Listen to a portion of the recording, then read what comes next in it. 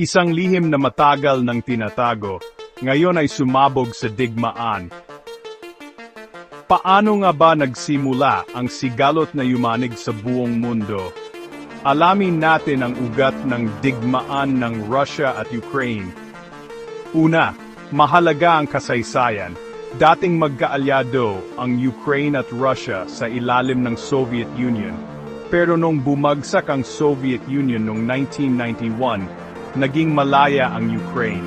Simula noon, naghangad ang Ukraine ng mas malapit na ugnayan sa Western countries at NATO. Pero ayaw ito ng Russia. Natatakot silang mapalibutan ng mga kalaban. Noong 2014, bigla ang inagaw ng Russia ang Crimea, isang mahalagang rehiyon na may port sa Black Sea. Bakit? Bukod sa military at strategic na dahilan, marami ring Russian-speaking citizens doon. Sa silangang Ukraine, may mga rebelding suportado ng Russia na gustong humiwalay sa Ukraine. Samantala, sumuporta ang US at Europa sa Ukraine, nagpadala ng tulong at armas. Nang sumiklab ang digmaan noong 2022, nagulat ang buong mundo.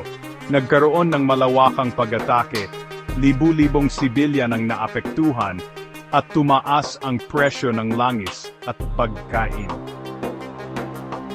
Nagkaroon din ng malawakang protesta at panawagan para sa kapayapaan. Ngunit ang tanong, matatapos ba ang digmaang ito? O may mas malalim pa tayong hindi alam? Abangan sa susunod na video ang lihim sa likod ng Ukrainian resistance.